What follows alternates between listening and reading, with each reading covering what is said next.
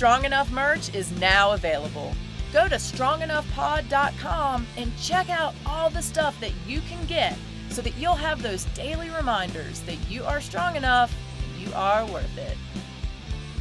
Welcome to the Strong Enough podcast, where we talk about the challenges and celebrate the triumphs of people just like you. I'm your host, Claudia. Today's guest is back for round 2. We're going to talk about trauma healing, why it's not a linear process, and what to do when you feel that trauma back in your life after you thought it had healed. Please help me welcome Staci Backauskas. Staci B, one of my very favorite people in all the world. How are you this morning? I'm delightful. How are you this morning? The sun is shining. My sunflowers are still alive. It's a good day. What else can you ask for right now? Exactly. $1 million, but well, that would be nice. That would I be won't nice. say no. I would not say no either. Staci, you have been a guest before on the podcast, and I absolutely love you. The audience absolutely loved you. So there was no way that I couldn't not have you back here for another appearance. And you and I were just talking before we started recording, and just we're like so deep already that I was like, we just got to jump right into this. Let's just do it. So here we are, jumping right in. I would love it for the people that didn't see your first episode, if you will remind everyone a little bit about yourself. Sure. Well, my tagline is I'm a super smart, highly sensitive, nonlinear creative with a touch of trauma that helps people to live their destiny and not their fate. As someone who has experienced early trauma, who had probably 20 years of my life where that was not even in the mainstream vernacular, trying to figure shit out for myself because I wasn't getting any real tangible help from therapy or any kind of medical community. I was basically just shamed, labeled as having an eating disorder. I never looked at my therapist's notes, but I'm gonna guess that like borderline was probably mentioned, and have worked really, really hard for over 30 years consciously to let go of what isn't me so I can know who I really am. So in a nutshell, that's it. I absolutely love that description. And when you said I've never read my therapist notes, that could be like the ultimate horror. Like if we had to read our therapist notes, right? That is like the definition of the word trigger. Like not something I'd ever want to do, to be honest. But I've done a lot of deep dives into mental health. I actually worked as a life coach in an ex-offender reentry program for a while, and was hired because I have career consulting in my background. My friends whose job it is to keep me humble said, no, they hired you because you had a pulse. And nobody else wanted the job. But my very first day, I'm the only one in that particular location's office, and there's a pile of brochures on my desk. And it says, well, I won't name the program because whatever, but the name of the program, and then like clip art, how wonderful everyone's going to feel when they've gone through this program. And at the bottom, it said Access 1 required. And I'm like, what is that? So I get on the Google. Holy crap, that is a tier 1 level psychiatric diagnosis from the DSM-5, which they never told me about. So now, in my first 5 minutes on this job, I have come to the understanding that I am going to be working with people who are schizophrenic, who have bipolar disorder, major depressive disorder, or PTSD, with zero training in social work or psychology, other than like a minor in psych in undergraduate school, which was a very long time. I mean, 2 or 3 years at best. I'm sorry? 2 or 3 years at best. Couple years, just a couple years, yeah. And so it really, being who I am, I wanted to provide the most value to these men and women who were coming out of prison, trying to get back on their feet, most of them. And so I really started doing my research. And, this is not something that was on the list of topics to discuss, but it's a bone of contention with me and I won't name the publication, but something that's fairly new that is asserting that they are about making mental health more mainstream and informing people about different mental health situations, bringing people who are willing to be honest about their mental health issues into the newsletter, because they're all relying on the DSM-5, which is a product of the patriarchy. It is harmful, especially for people who've had childhood trauma, in ways I cannot begin to describe.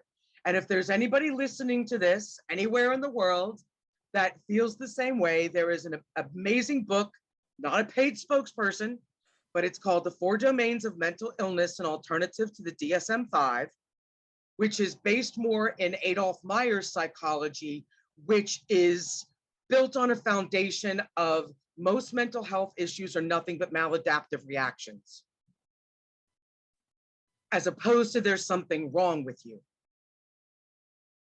And so this journey that I've been on, I took that job in 2006. So 16 years, I've been on this journey of trying to understand what mental health is, what is trauma, what is complex or chronic PTSD, which is not even in the DSM. So how do you begin your healing or recovery journey from something that's not even acknowledged to be an issue? So I know that was a bit of a tangent. I'm going to bring us back now, but it's so important because more and more people are recognizing and owning the fact that they did experience emotional neglect. I mean, not everybody needs to be tied to a radiator as a child to have experienced trauma. There are it's a spectrum. There are varying degrees, but that doesn't mean it doesn't affect you. And when your own therapist can't even put a diagnosis code from the DSM on your paperwork so your insurance pays for it, that means they're making something up.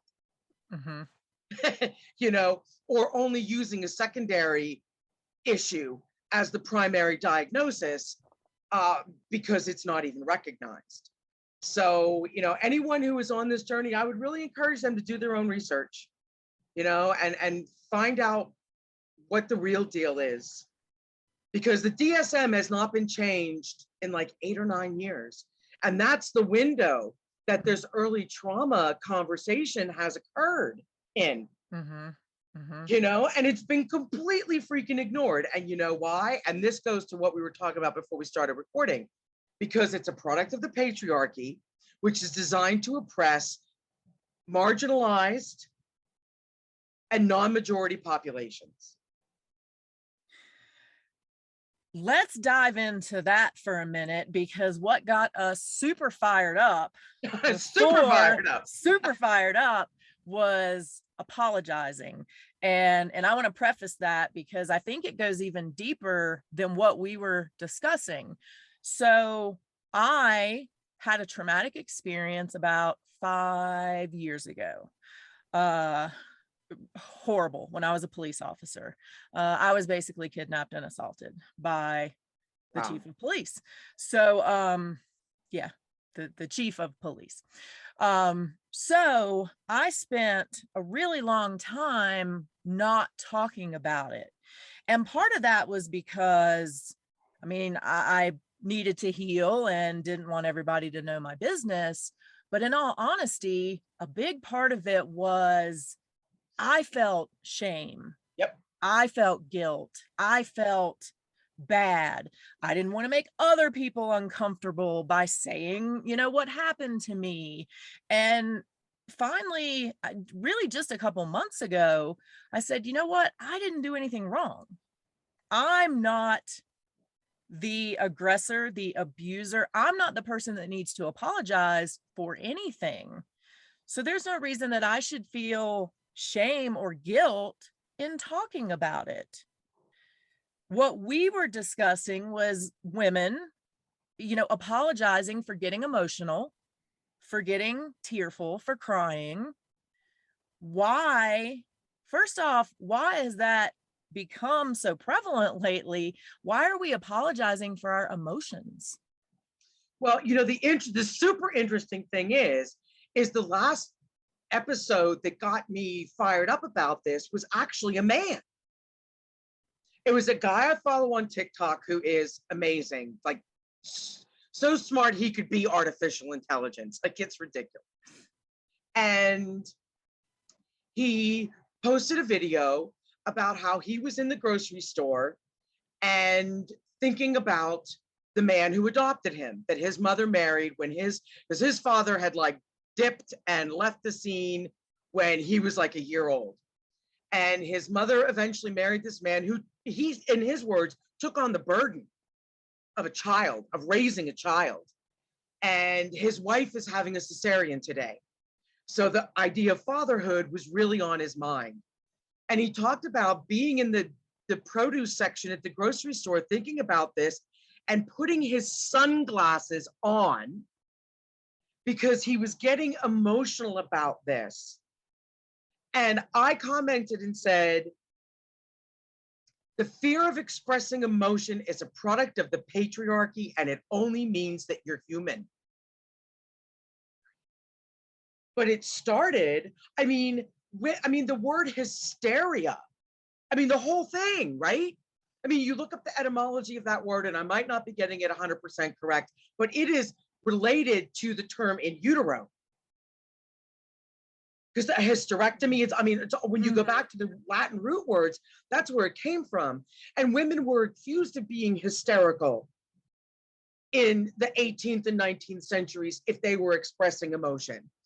Now the truth of the matter is this has done just as much damage to the male end of our species as it has to ours, as is evidenced by this guy's behavior in the grocery store, feeling like he didn't come out and say, I'm sorry, but his behavior said, I'm sorry. Mm-hmm. His behavior said, I'm ashamed that I am a man standing here next to the eggplant and bananas crying. And I say, cry it out, bitch, cry it out. One of the things I loved most about living in Manhattan when I was there is my therapist was on 10th and 5th Avenue, and my apartment was on 26th and 3rd. And I would walk home. That's a decent walk. Mm-hmm. And I could cry the whole way home, and it was New York, and nobody gave a crap. And it was the most amazing thing that I could cry in the dark, if it was wintertime, on the whole walk home, and nobody cared. And I think that was probably one of the most freeing things I've ever experienced in my life. The fact, and something I think that is really important to point out is that your recovery journey to this point has been 5 years. Mm-hmm. And that's okay. As human beings, I think we're always looking for the one thing. Right. It's going to mean we're healed or we're cured or we're done with it. You know what the truth is? You may not ever completely be done. Unfortunately, 10 years from now, someone might say something, you might smell something because you can't control your body's reaction. But it's about having the toolkit, which I'm sure you have acquired over the last 5 years, to be able to deal with that stuff. And if crying and expressing emotion and talking about it is part of that toolkit, then use it if it works. I'm so sorry for what you went through. That's, that is a tiramisu of crap. Agree. It just exists on so many levels. And although other women may not have had as intense an experience as you, there is something to be said by being flayed by the piano wire repeatedly. Mm-hmm. And that builds up over years. And, I think, radical honesty with ourselves about how we're feeling and what we need in order to have the kind of day, the kind of month, the kind of life that we want to experience can only be obtained through that. I feel like we should drop a mic right now because you put it all out there. One of the things that I really appreciate and identify with that you said is that you may never fully heal. Like, we're always looking for the checkbox, or Right. Oh, okay, it's all gone now, I'm good. And I kind of had that stark realization, because I'm one who puts things in a bubble and puts it over here. I'm very good at that. And I had done a lot of work with my healing journey, but recently had kind of put it in a bubble and sat it to the side. And I was reminded that I was not healed with a run-in maybe like a month ago, where this person sidled up next to me in Walmart. So I was there looking at Febreze. There's a lot of different flavors. Yes, Right? I said flavors. There's a This lot is of, why like, people hate America. right, like, it's so overwhelming, and I'm like, do I Right. want crisp apple or do I want Gain Fresh? I don't know. So I'm Febrezing it, and somebody came in the aisle, and like, I kind of looked, just, and it was him, and I was like, oh hell no.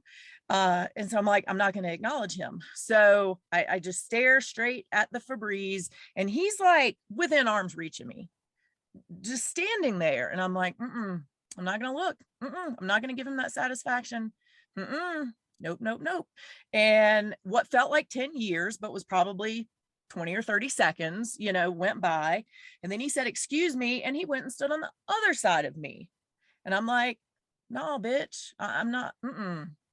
Yes, I want to punch you, but like, that would give you too much satisfaction. So I'm not even going to acknowledge you. So then he stood on that side for a bit, and then he left the aisle. And once he left the aisle, I sat down in the aisle kind of to gather myself for a few minutes. But I definitely realized in that whole experience that, like, I still have work to do. I still have work to do.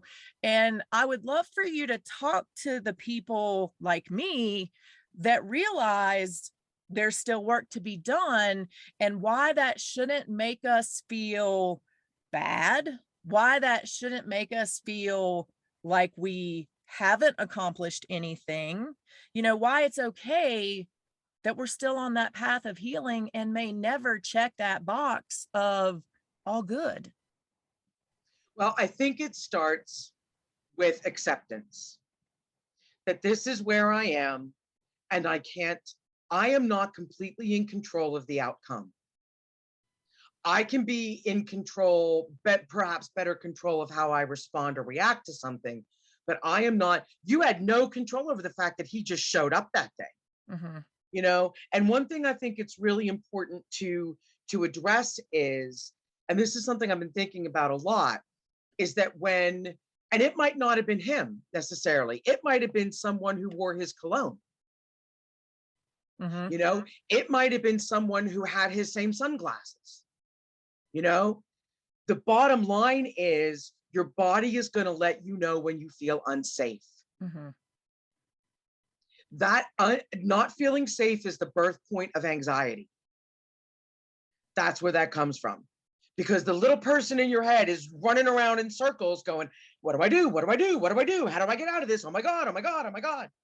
And awareness is the only thing that has a snowball's chance in hell of helping to calm your nervous system. So I think that's a really important point to make. And for anybody who is experiencing anything like this, whether it's from 40 years ago or 2 days ago, they are research and neurology experts and scientists are finding out more and more every day about the impact of the central nervous system. Because the mind's job is to figure shit out. Right. So when the body is on high alert, the mind kicks in trying to figure out what's going on. But what that does is create a wall of white noise between what's really going on and what your mind is trying to say is going on, because for its own safety reasons, it needs to know what the deal is, because I mean, hypothetically, had you been looking at the Febreze and somebody walked up who had his cologne and you started freaking out, but you had no idea why, your mind would have tried to have figured out why.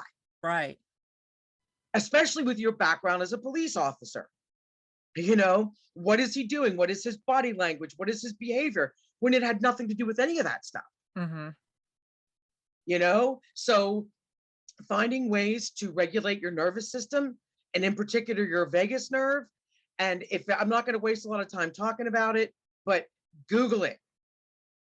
Google vagus nerve, Google nervous system dysregulation, because there are a kabillion techniques out there and things that you can do to help yourself when you're in that place. It would be about being comfortable doing it, but havening has worked for me. I don't know if you've heard of that technique. It is using comforting self-touch, because that self-touch is connected to the amygdala, Mm-hmm. which is your lizard part of your brain, which is Mm-hmm. where all that fear is stored. So there are multiple ways to address that if that is something that is happening to you. To get back to your original question, in terms of, how do you sit with it? Well, we've been fed a load of bullshit. I'm just going to say that, if you do this, if you do cognitive behavioral therapy, if you journal every day, if you meditate every day, if you this, if you that, and it's all a load of horse crap. Mm-hmm. Because every day is different for us. If you've experienced an intense trauma like the one you described, every day is different. And it comes back to acceptance. It comes back to a place of going, and I'm not going to take credit for this, because there's a guy on TikTok whose handle is Healing Humanity 777. And I cannot recommend enough, if you've had trauma in your life, following this guy, because he's had his own, and it shows, because he couldn't talk about what he talks about had he not been through it. But he posted a video the other day that kind of blew my mind so much that I copied and pasted into an email to myself. That's on this exact subject. That don't buy into the fact that your goal is to be healed. Mm-hmm. Your goal is not to behave as if you need to survive every day. That's the goal. And so it is a matter of changing your goal, of recognizing that is an unrealistic, unicorns with glitter and ice cream in the sky kind of objective. And the true objective is, how can I continue to unravel this so I can live my life without being in survival mode every minute of the day? And if you live in survival mode, and by survival mode, I mean hypervigilance. Mm-hmm. I mean, trying to control things. The things that you do to protect yourself from feeling unsafe. If you spend the majority of your day in those modes, and through your work, now you're at half a day, that's huge. That's a huge victory. And we don't tend to celebrate the smaller victories, because there is no there. Right. There is no there. And there's no answer. There's only the next step. That's how I try to live my life, because looking for the answer is a setup for your ego to make you feel like crap. Because you're never going to find it. And what may work, this is also really important, what may work for you one day might not work for you the next day. Me personally have found that the havening has lost some of its efficacy with me. I had gone through a trauma response after an experience, and I was in it bad. I mean, to the point where, well, you're a fraud, Staci. Here you are, talking about helping people to navigate through trauma, and you can't even control this. Well, you know what? Nope, I couldn't. And that's okay. And that's okay, because what it showed me was just how strong the energy was around me that caused me to have that response. And now I get to decide whether I choose to be around that energy again, even for just a minute, And that's what I took from that experience. But my ego wanted me to like give up everything. Claudia, just stop doing it. You're a hypocrite. You're a fraud. No one's going to believe anything you say. You can't even deal with this one little thing, you know? But those kinds of things are going to happen, like what happened to you at Walmart. It can happen. And it is Mhm. not a comment on your worth. It is not a comment on the power of your journey. It is not a comment on your commitment. It's not a comment on any of those things. It's your body going, whoa, overwhelmed, DEFCON 3. That's what it Mhm. is. And the more you're aware of where your nervous system is, are you living in fight, flight, freeze, or fawn? Which is used to be called people pleasing and codependency. That's, because I've joked for years, the death of humanity is going to be euphemisms. It's not going to be nuclear war, right? Because every so many years, people need to come up with a new word for the same damn thing, whatever. Right. But people pleasing and codependency is now called fawning in the psychology world.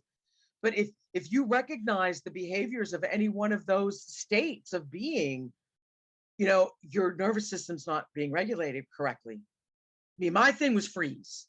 Mm-hmm. Don't misunderstand me. I could fight or flee as well as anybody else, but my default was to freeze, become silent, sullen. You know, it's just important to recognize that stuff, because that allows you to do the work to regulate your nervous system, and that's where all this crap lives. We think it lives here, but it lives everywhere. I mean, you could do something extreme like, I don't know if you've ever heard of Wim Hof. Mm-hmm. He's yeah, right. So he started doing cold treatments to increase his athletic prowess. But what he discovered by recommending it to other people was that it was extremely effective because it was re-regulating the nervous system. So whether that's doing cold plunges, taking a cold shower for 5 minutes every day, and that might not be everybody's cup of tea, fine. There are dozens of other techniques out there. But the regulation of the nervous system is critical. So I would say, if I had to sum it up in a nutshell, finding ways to accept where you are, which is going to include forgiving yourself. Mm-hmm. Because once you realize that I have nothing to apologize for, now you've got to deal with all the times that you did, feel bad about it, which is not really necessary, but it is if you're human, even if it's only for a minute, and then move through the forgiveness process, whatever that looks like for you. If it's prayer, if it's Ho'oponopono, which is the Hawaiian forgiveness technique, which is amazing, whatever. And then, most importantly, you're going to have to allow yourself grieving time. That's really important. People don't talk about that. Sometimes you get in a state where you're upset and you're emotional, you understand what's going on. Yeah, you're in mourning, bitch. That's what's happening. And it's perfectly normal and it's perfectly okay. So acceptance, forgiving yourself once you get to that point, and then doing whatever you can to recognize those fight, flight, freeze behaviors and find things that will regulate your nervous system. That would be my formula to start with. I love that you brought up fight, flight, freeze, or fawn. And I love that you talked about kind of the different stages like that you experience, like, well, usually I do this, but I can fight, but sometimes I freeze. And I want people out there to understand, if you have been through a trauma and you reacted in one of those ways that isn't your norm, there's a reason that your body and your Absolutely. intuition did that for you. I realized that myself through some EMDR work, where I had this amazing discovery of myself where so I started running when I was 3. And I was running 10Ks by the time I was 5. And there was this one 10K back home in Virginia that had a mile-long hill in the middle of it. Wow. Oh, wow. I mean, it was legit, but I lived near there, so I would train on that hill. So me as a 5-year-old in this race, I would be chugging past tons of people who would stop and walk, because it was a lot. And I would just, keep on trucking up that hill. And I got it in my head, even as a 5-year-old, that I would never walk up a hill. I could walk in a race, but I would never walk up a hill, because that was quitting. That was giving up. That was weakness. And through EMDR, I came to realize that I had taken that, and last year I ran a half marathon, and I was not prepared, but I had to do it because I was doing it as a fundraiser. So I'm like, well, I gotta go run this damn thing. I just wanted to finish, and I didn't want to be last. Like, these were my goals. Right. Finish, don't be last. So I ran the first 7 miles, and then I'm like, okay, I'm going to walk the rest of it. And there were times when I was walking up those hills, but I had to, because to get to the finish line, which was the ultimate goal, I had to walk up the hill. And that was okay. It was okay to walk up the hill, because getting to the finish line was the goal. Right. And so what I realized during this amazing EMDR session, which is so hard to do, but for me, so meaningful, was that I had convinced myself that walking up the hill, and that's a euphemism for a lot of things, was weakness. Right. Yet sometimes you have to walk up the hill to get to the finish line. And that was so powerful for me, because yes, what I realized was in the instance of that traumatic event, I did not fight, I did not flight, because those two things probably would have gotten me killed. And I did what I needed to do to survive. I walked up the hill. And for me, that was so powerful. And I'm sharing that because I want other people to know, whatever to you is walking up the hill, it's not weakness. Right. It's not weakness. Not when it's in service. Right. To a goal. Right. And that is such an important message and an important realization, and how amazing that EMDR was able to offer that to you. I mean, it's interesting because I'm playing around with something. You're the first person I'm discussing it with. I love this. Yeah, this is amazing. I'm really excited about this because I'm going to do it. But I don't know if you meditate or if you find a struggle with that. And I know a lot of human beings, particularly if your brain is overactive, can have a challenge with that, right? So I tend to say the smarter you are, the harder it's going to be. Oh, then I must be super genius. So here's the thing I realized, because one of my survival mechanisms has been overthinking. Okay, got to figure it out. Well then, and this is kind of interesting. So that became my survival mechanism as a kid, which then developed into a reason why people wanted to know me, because I was able to figure shit out, which then became part of my worth, which then became part of my identity. So that's how that goes. That's the evolution of a survival mechanism, right? Because it would be nice if I could just say, well, I'm just using my powers for good, Batman, But the truth is that it started as a survival mechanism. And because I got recognized for it and positive attention for it, I kept doing it more. Mm-hmm. The positive attention fed into the sense of worth I got from doing it, which then became part of my identity. And it's a lot harder to change something when it's a part of your identity, because if you're going to let go of it, you're looking at having an identity crisis. It's just that simple, you know? So meditation has been a challenge for me, getting my mind to calm down. Mm-hmm. And, you know, one of the tracks I'm on right now and some other podcasts I've been doing is talking about how your spiritual path can look so different if you've had early trauma. And this dovetails into that, because particularly the newer agey spirituality stuff is not trauma informed. And meditation in this context is part of that new agey spiritual thing. You know, yes, it's as old as the hills. Buddhists, Hindus, whatever, have been doing it for thousands of years. I get that.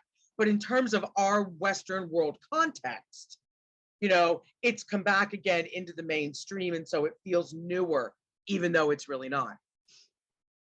And so I was meditating this morning, and usually I'll use like a video on YouTube, bird sounds, you know, or the ocean, or, you know, where do I want to be today, you know?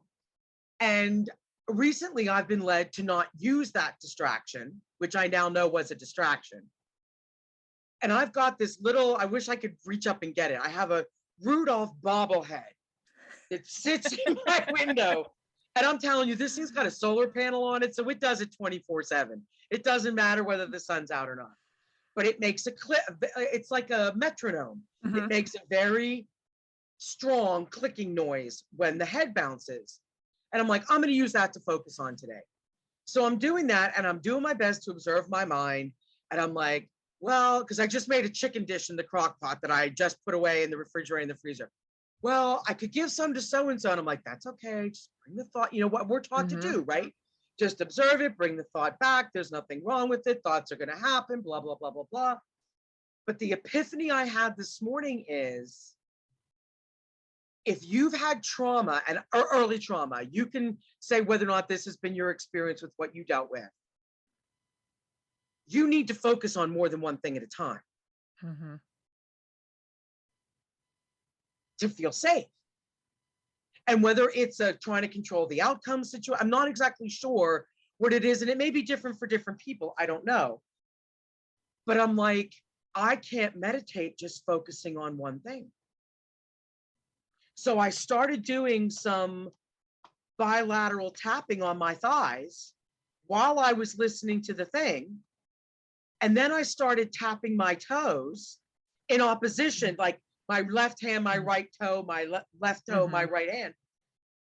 That made my brain so, what the fuck is going on, that it couldn't think. And isn't that the whole goal of meditation? Not to think?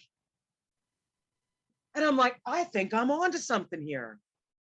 I'm going to do some trauma-informed meditation audios and put them up on Insight Timer, and let's see if people connect with it.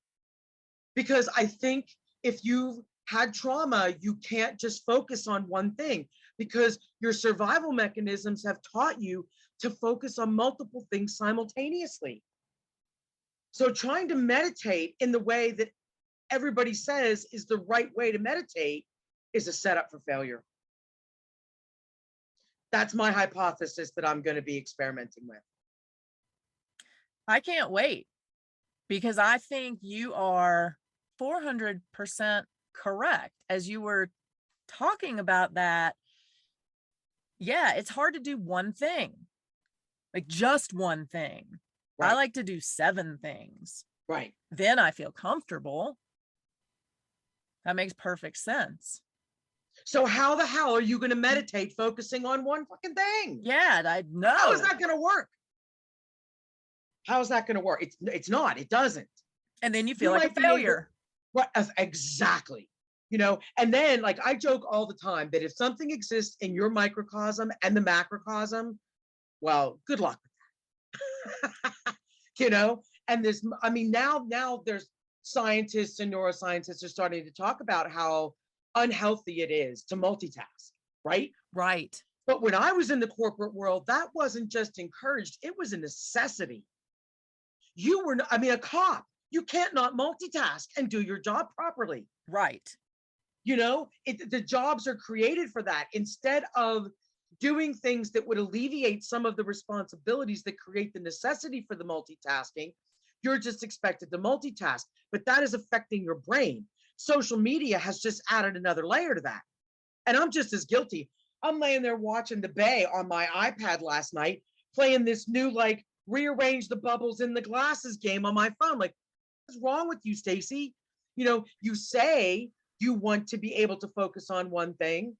And I don't know, maybe it's good I'm focusing on two things, but I don't, because I got bored with the bubble game, and then I went to solitaire, and then I checked my email, and then I looked at Instagram. You don't do TikTok because you have to hear things, right? But you can check Facebook, you can check Nextdoor, you can check Twitter, any number of other social platforms, you know? So if this is how we're living our lives these days, how is anybody meditating effectively? They're not. I feel like you were talking about me in your last night scenario, because I was doing exactly the same thing. Oh, I'm watching TV, but I'm also playing Candy Crush at the same time. And you know why? Let's just pull the rose-colored tint off the glasses, because I'm dealing with some things right now too, and both of us didn't feel safe. Right. Everything you shared with me about selling your house that you're living in now and moving to another state and all that stuff, like, that all sounds really good in the magical thinking world of your 4-year-old. Yay, this is going to be so much fun. But the practical application of all of that is terrifying. Yes. You know, because I have finally come to the realization after, and this is magical thinking, which is also a trauma response, you know, because you as a child can't believe that people could be so and horrible. So you have to find ways to make it unicorns and glitter, you know? And I have done that in my financial life, if I'm being honest, and have realized I'm living beyond my means. Which means that, you know what, for a little while all this other stuff is gelling and coming together, I may need to just get a room in somebody's house. Right. You know, and I'm willing to do that. And I'm taking steps every day to clean out stuff so that if I do need storage, So all of this stuff is going on, not dissimilar completely to what you're dealing with. And there is a part of me that feels very unsafe with that reality, which is why I was like looking for new games to play on my phone and trying to watch The Bay, which is a freaking murder mystery thriller that requires you to pay attention if you're going to understand what's happening. So, you know, I mean, I share this stuff and you share this stuff because you're never the only one. Right. You're never the only one going through something. And although it might not connect with certain people in this particular moment, you may know somebody. You may recognize the signs. You know, and say, you know what, you might want to listen to this podcast. These two crazy bitches were talking about all this stuff, and, you know, you might find it helpful. You might find some value in it. You know, I just think it's important because the other thing is it keeps your ego in check. Yes. Right? Because if it knows you're going to out it at any given moment, it's a little better behaved. Much like children. Well, it's exactly like a child. And it's funny you say that, because here I sound like I'm a TikTok addict, but I follow this farm ranch in Mahalia, Mississippi. They've got like 17 horses, and I love horses. 17 Same. horses. They're Pasafinos, which was a breed I wasn't familiar with before I started following them. Well, they've got a couple of babies, and they were trying to teach the one to walk on a lead. He was not happy. He's like 4 months old now, right? Maybe 3 months. Just getting the harness on his head was like climbing Mount Everest, you know?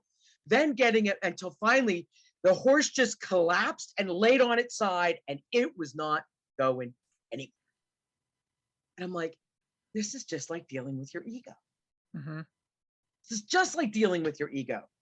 It doesn't want the harness on. It doesn't want to be managed, because that's what that's symbolic for, right? It doesn't want to be led around and told what to do, you know? And the only way I have found to manage my ego is to out it as regularly as I possibly can, which is what I just did, talking about the financial stuff. Because I think that's a real issue for women. Yes. Lying about it and trying to hide it when the truth is you're just not in a place, and it's fine, no judgment, to be radically honest about it. I remember going to a huge, I won't name the group because I think they're still around, but part of me wants to just because. But it was in Texas, big national conference for this group. And I remember sitting in the room looking at all entrepreneurs, looking around going, how many of these women just maxed out their credit cards for the airfare and the hotel?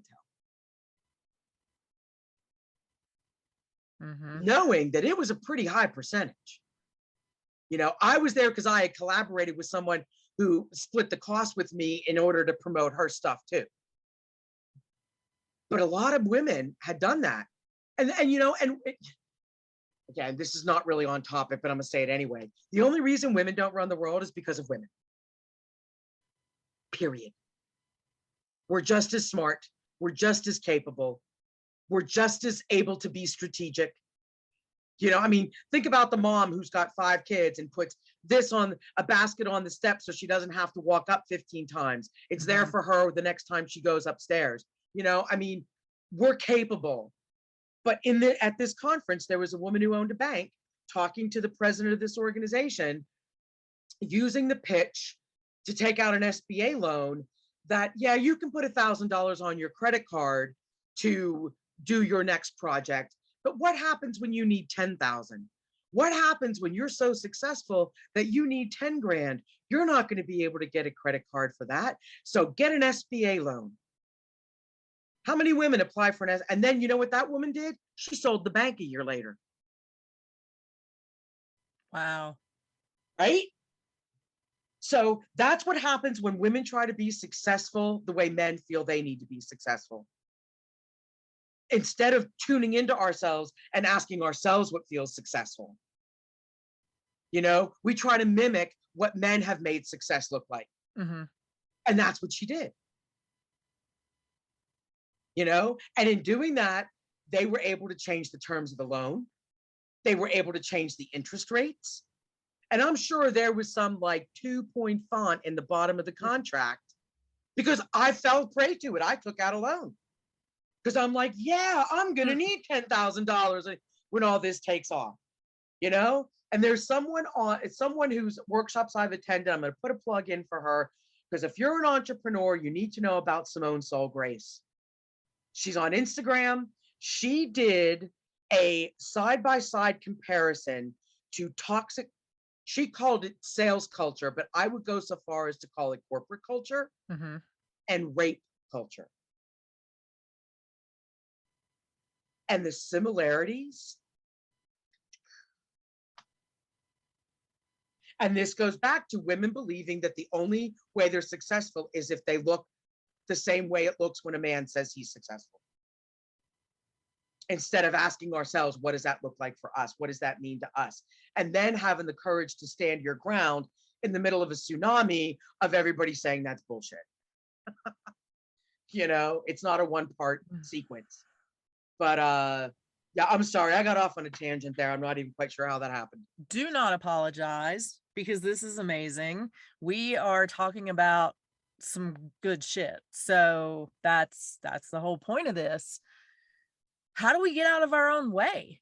How do we Well, I'll tell you, and I couldn't have paid you to set me up to talk about the journal I just wrote. But seriously, the only way is to reconnect with who you really are. That's the only way. And I was talking to my therapist at the beginning of the year saying, I'm tired of writing about my own damn angst. But I stopped journaling, but I miss the ritual. I miss it as part of my routine.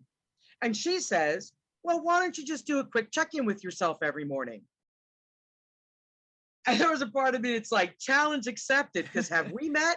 Because you're going to make a suggestion and I'm going to like Timothy the Toolman Taylor.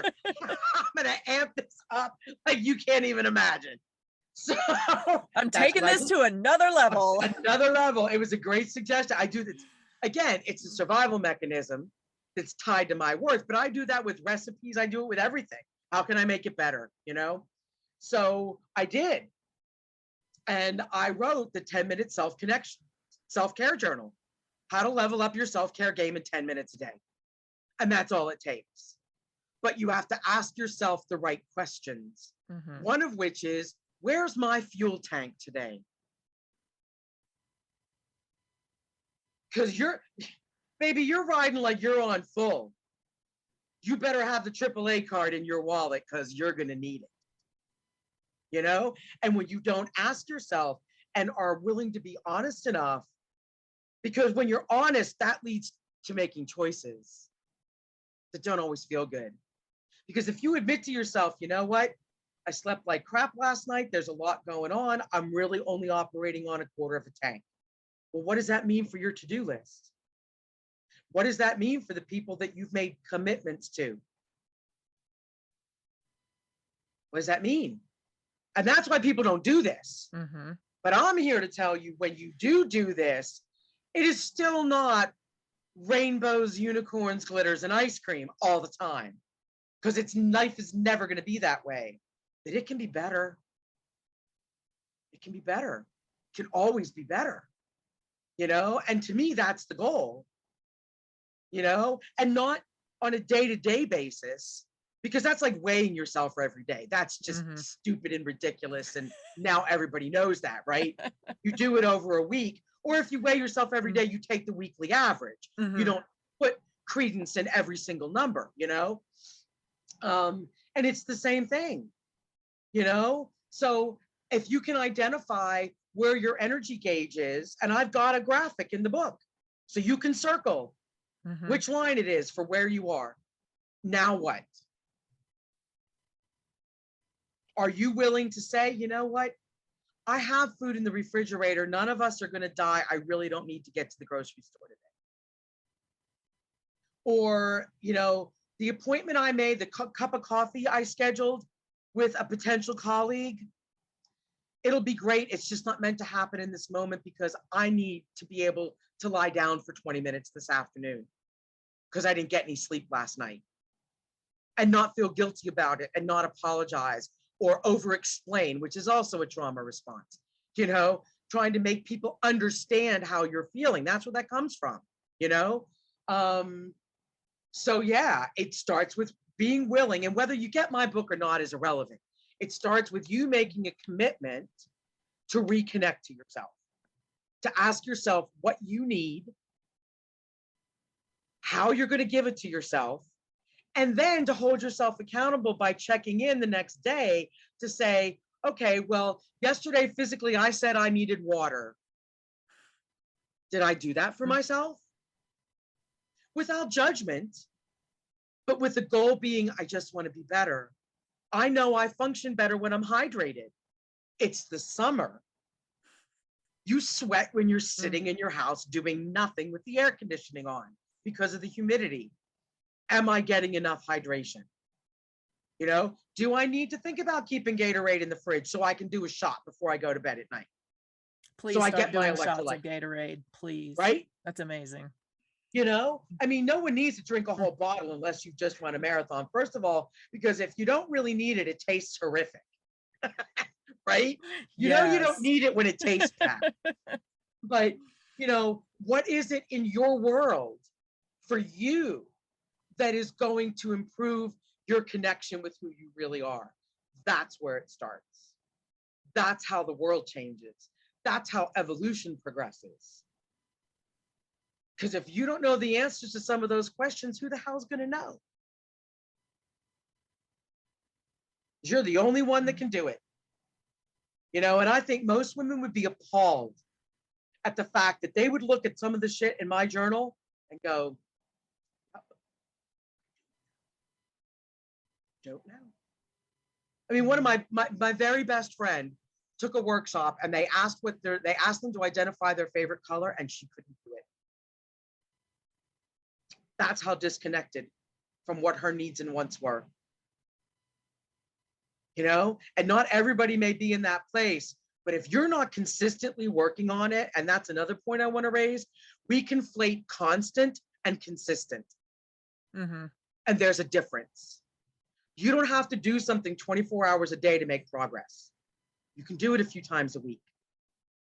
And it's the same thing with this process, whether it's the book that I wrote or whether it's your own formula you create, whatever. There's some days you may just not be able to do it. But are you doing it 3 or 4 days a week? Because that's consistent. That's going to yield results. Because constant is an ego setup. Because nobody can do things constantly forever. Mm-hmm. Nobody. It's not possible. So to me, the goal is consistency, not constancy. So that's my answer. Reconnect with who you are. How do we gain the ability to be honest with ourselves? When you begin to see the price you've paid for not doing it. Because, I had some moments around this financial realization, Claudia. I gotta say, and the thing to remember too, at least from my perspective, is I view the subconscious as a castle with a moat around it and a gargoyle that controls the bridge about what's going to get into your awareness. And if that gargoyle, whose job it is to protect you and make you feel safe, although it might not do it in the most healthy way sometimes, right? If it doesn't feel you're strong enough to deal with the information, that bridge is not going down. It's not. You get stronger through reconnecting with yourself. I would not have been able to have this realization and this authentic moment around my financial situation had I not consistently been doing this journal work for 7 months now. Wouldn't have happened. It's like playing Candyland. You don't get to the giant marshmallow pit all in one fell swoop. There are steps that you have to take to get there. And me doing this journaling, me increasing my boundaries, my ability to say no without apologizing for it to my mother, which, let me tell you, is a whole different level than saying it to anybody else in your life. Taking care of myself, practicing my intuitive eating journey regularly, all of these things contributed to me being strong enough for that realization to happen and not put me down, right? Because had it accidentally leaked out a year ago, I'd have canceled this podcast this morning because I'd have still been in bed sucking my thumb. That's just the truth. But I'm strong enough to deal with it now. And that's how it happens. It's not, again, we get roped in by self-care, self-help gurus and people who claim they know things that we don't. And the truth is, you can't get from A to Z without hitting B through Y. Maybe you can skip a letter here or there, but you're not doing a mother may I take a giant step, 25-step leap. It's not happening. You have to do the work, and you as an athlete, you wouldn't expect to walk into a gym after not having done anything physically for a year and expect to come out in 2 days ready to run a marathon. Right. So why would you expect it of your emotional and mental worlds? It's foolish. And if you don't want to do the work, no judgment. You're the one living in your body. You're the one looking at yourself in the mirror in the morning while you're brushing your teeth, not me. You're not paying my bills, so do what works for you. Just be willing to own, because I've said for so long, my definition of hell is knowing that you need to make a change and not having the ability to do it. That's hell on earth. It's got nothing to do with Beelzebub and flames and a pitchfork, right? It's got everything to do with knowing that this is hurting you and not being in a place to change it yet. My hell also includes a stationary bike. So there is that. Yeah, well, and people don't realize how trauma infiltrates every aspect of your being, because I have only recognized that my default to freeze is my safe zone. Movement is not freezing. This is why I have been not unable to exercise. Holy crap. So now my work is finding ways to feel safe out of freeze. You know, and everybody's journey is different, but I hope by us sharing our experiences, because there is universality in the specificity. You learn that as a writer. You know, as a writer, you want to be as specific as possible, because that's where the key to universality is.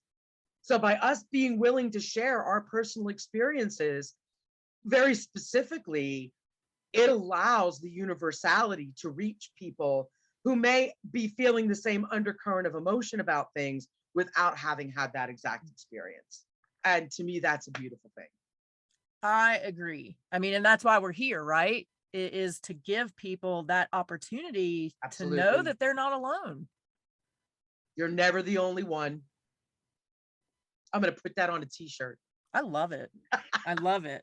I think we just named your episode. Yeah, that's a great title for it, because you're not. And, you know, my mom has said for a very long time that sustainable change, and I'm paraphrasing, but sustainable change requires a groundswell of energy. And when things happen in isolation, that groundswell is impossible. So change requires the energy of this, you know, which hopefully then encourages someone who listens to have a conversation with their friend. And then you're in the old Fabergé commercial where she told two friends and she told two friends. And the next thing you know, everybody's in an open window in Italy with beautiful hair. But what flavor Febreze are they smelling? I mean, exactly. That's what we don't know. Exactly. Staci, we could keep going for probably hours. Well, we'll do it again sometime. Yes, we will. So worry not, people. Staci's coming back. But we are going to shift gears a little bit here, because this has been some heavy conversation for sure for both of us, right, and probably then for the audience. So we're going to talk tattoos for a minute before I let you go. And I don't recall, I think I had on long sleeves the last time we chatted. You did, but I've seen your pictures on Instagram. Yeah. So, you know, got the tattoos out today. You had a pretty cool tattoo story last time you were here. I want to know if there are upcoming tattoos in your future. Interesting that you say that, because I've been feeling it for a couple of years, and I don't know if that's your experience. I get a feeling like, you know, it's getting to be time, getting to be time. And, you know, my ego wants to go, well, what does it need to be? Sit down with a pencil, draw something, da, da, da, da, da. And I'm like, nope, I'm just going to let it come to me. And about 2 or 3 years ago, I started saying something. And that phrase is space and grace. And I did a lot of haiku, because I'm a haiku writer. I did a lot of haiku with that in it. And then I got an opportunity at the Christmas time of 2019 to design a holiday window in downtown Pittsburgh. And that's what you see behind me is the cape that I designed. I didn't make it because I'm not a seamstress, but I hand lettered it. And it's got 2 haiku with space and grace in it on the front, and then a bunch of words on the back that are all about that. And I've decided that space and grace right here is going to be the next one. How big is it going to be? Is it going to be like ish? Yeah, I'm thinking like almost my whole forearm. Okay. I love it. Yeah. Because I don't want it to be just for me. Like, it's interesting. And I don't know whether or not this has happened with you with tattoos, but all the tattoos I've had to date were for me. They weren't to send a message to anybody. They weren't to communicate anything to anyone other than me. You know, my little guy on my ankle, which is the one I talked about last time. This one, which is my logo now for Staci B. And it's funny because when I drew this back in 1999, 2000, everything in my body said, this is going to be something someday. Just put it on your body and just look at it every day and just go. So they've all been for me. I have one over my heart which is the Sanskrit for Jai, which is victory to the light of truth, and I have one on my back of my shoulder that means something to me, but they've all been for me. This one is for the world, because space and grace is where it all starts. That's where acceptance is born from. That's where the next step is born from. So I'm not going to make any promises, but it would be nice if I had it done by the next time we talk. I love that. Yeah. I think it's very possible. It is very possible. Staci, where can people find you? Where can they get are we calling it a journal? It's a journal, because Okay. there are probably 20 pages of introduction and the rest of it is the prompts for you to be able to write in. And I made it composition notebook size. Nice. Right? So it's big enough for people to write in and everything. It's on Amazon. Perfect. But the easiest way to connect with me is at stacib.com, and it's STACI B.com. It's EY on my birth certificate. And when I was 12, I didn't like how I made my Ys. And it was the 70s. So everybody's making hearts over their eyes. So I changed it to S, and like the government's on board with it now. My social security cards and I never did a legal change, but my social security cards and I, hilarious. Anyway, stacib.com is where there's everything. And there's some free resources there. So if people are interested in learning more about early trauma, I've got a trauma education information and resources guide that's free. You can find out about the journal. There's a link to Amazon on there for that.